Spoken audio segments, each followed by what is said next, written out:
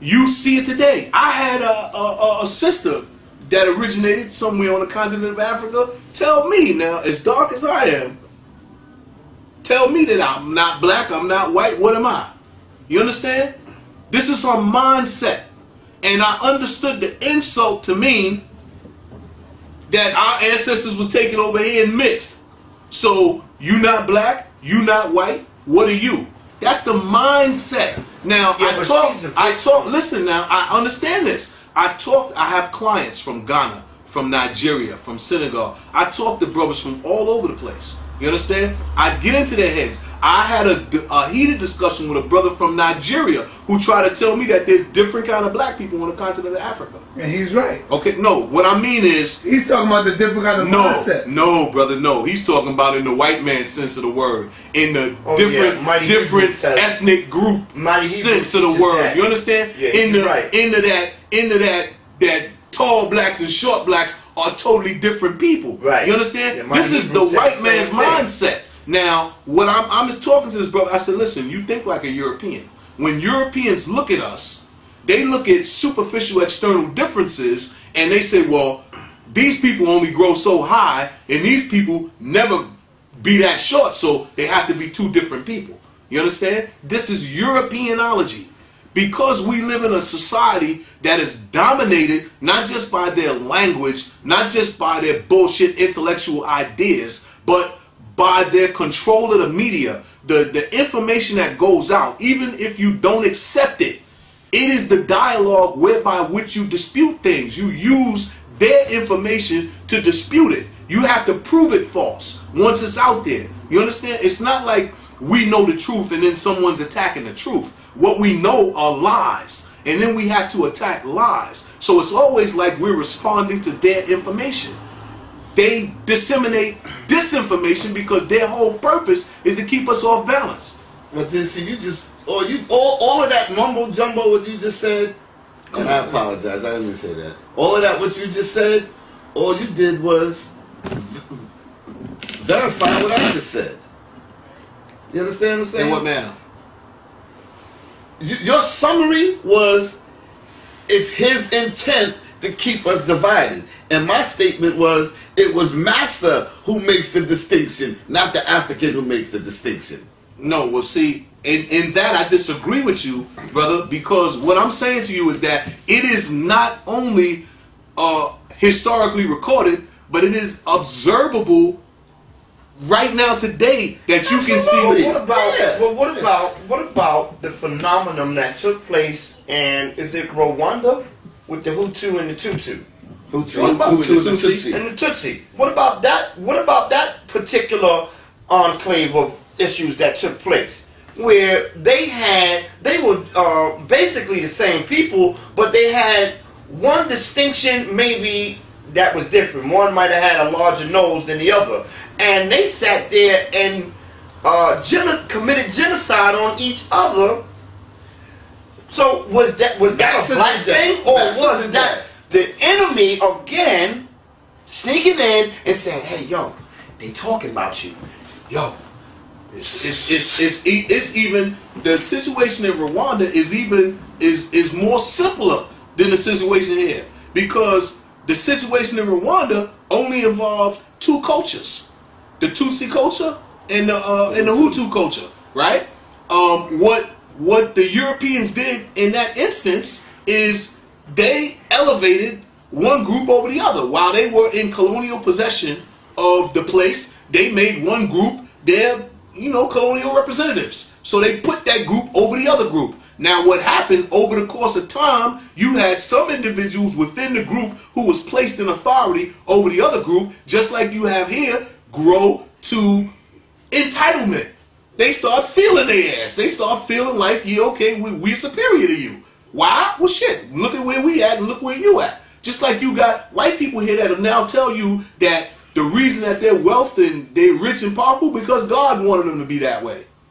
You understand? They got dumbass black people over here espousing the same position. Blacks who have attained some matter of wealth and success, within the society, they'll tell you that same nonsense. That they are the ones who are blessed, and the reason they have wealth and power and what they have is because it's divinely. You understand?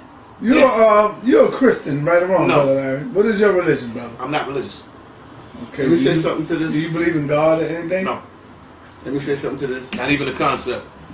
What I think we have to stop doing is, number one, thinking that because someone is from Africa, that they are of an African mindset.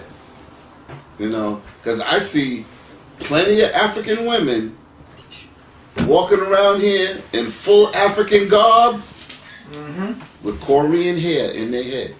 You understand what I'm saying? Yeah, that's so it. that right there is telling of the mentality that they possess. One more thing, right? Yeah, I never looked at that, but that's Also, when we speak about, when I want to get back to the original question of, do I see these other groups as being the same people? What kind of nonsense? What I believe we need to ask the question is, not do we see Africans in Africa and Africans in Europe as all the same people, is, are we brothers in the struggle? And if we're brothers in the struggle, then we're all the same. To me, we're all the same people. That's right. If they tell me that the white man is the enemy, that the white man is our oppressor, and they're fighting for African liberation at home and abroad and in the diaspora, then we are the same people. If they don't tell me that, then they're not the same people. I don't care how black their skin is, and if they came out my mother's womb and they tell me they're not in this struggle and they're not my brother. What is this African mindset that you talk about, Sonetta? Because I know people from Nigeria, right? And their mindset is financial. Okay? And I know brothers from Ghana, right? And their mindset, although it considers finance, their mindset is not totally financial. It's kind of is a clear distinction between brothers from Nigeria and brothers from Ghana. The ones that I know, as far as the things they talk about, the things they think about, the way they think about back home when they talk about Africa. You understand? I talk to Nigerians and they don't have good things to say about Nigeria. about that money. You understand? They don't have good things to say about Nigeria, where they come from. You understand? I talk to people from Ghana and they talk about going to visit home. I talk to brothers from Nigeria, they don't say going to visit home. You understand? They That's the question. Well, I want to. Do you know people from Harlem that say, man, I can't stand Harlem? And do you know people from Harlem who say, I love Harlem? no. Well,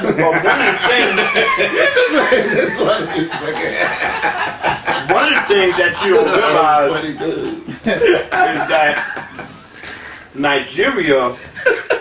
Nigeria has been infiltrated by the enemy, and Nigeria is so Europeanized these days. They got crack epidemics and going. They got people in Nigeria right now smoking crack, Did you know snorting dope, shooting dope. They got a crazy situation going on over there right now. So the enemy has infiltrated over there very much so. So I mean, I can understand maybe a Nigerian not having that kind of reverence for his homeland. So let me ask you a question, Larry. Hold on. Do you see the Africans as your brothers and sisters? Now, Yes or I no, see. brother? That's not a yes or no Damn, question. man, you See, gonna because take me no, to I'm not going to take you to anywhere. What I'm going to say to you is this. Why I'm asking What I'm that gonna is because say- I agree with Sutek 100%. Okay, When he but- said that when you see them, if they are not in your struggle, if they don't give a damn about you moving forward in America, then how can you associate them as my brother? I'm not mad at you, but what I'm saying to you is this, right? Biologically speaking, all right, we are as related to them as they are related to themselves, right? Culturally speaking, we are as far away from them as the North Pole is from the South Pole, brother. This is why we can walk past them, and if they're not trying to braid your hair, they don't speak to you. You understand? That's a lot of them don't even know nothing about Egypt. They will tell you that Egypt is. But see, but Sanetta, yeah. But Sanetta,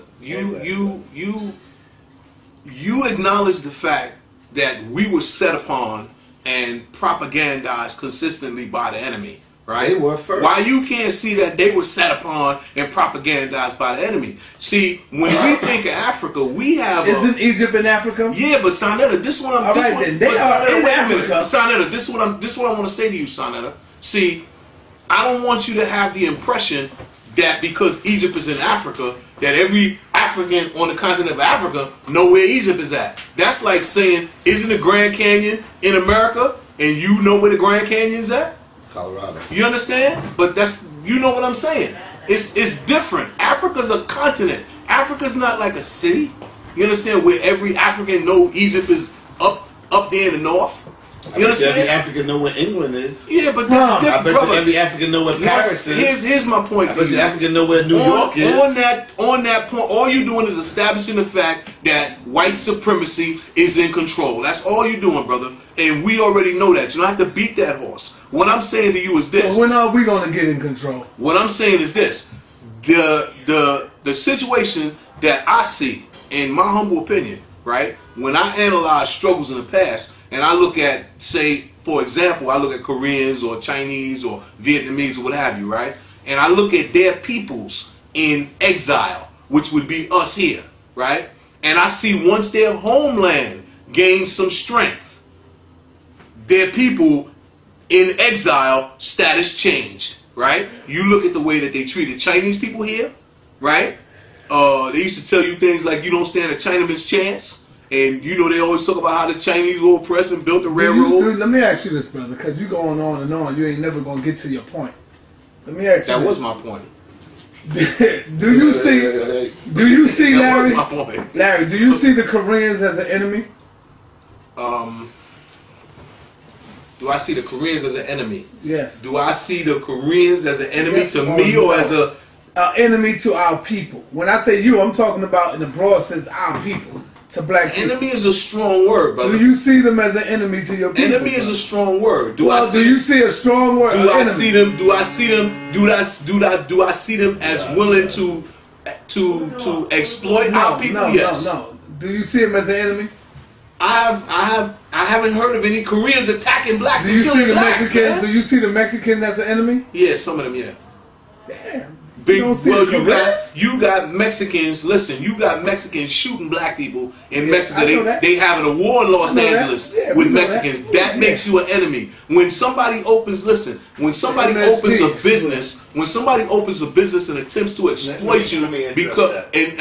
exploit you because of your situation, that don't make them an enemy. That makes them an entrepreneur trying to exploit your situation. Well, then that's an enemy. That's still an enemy. In your words, that's an enemy. But you see, let me say this. Use this word, competitor, because they're competition. Absolutely. And I think that's the mindset we need to get into.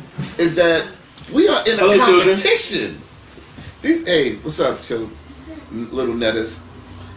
This is a competition that we in.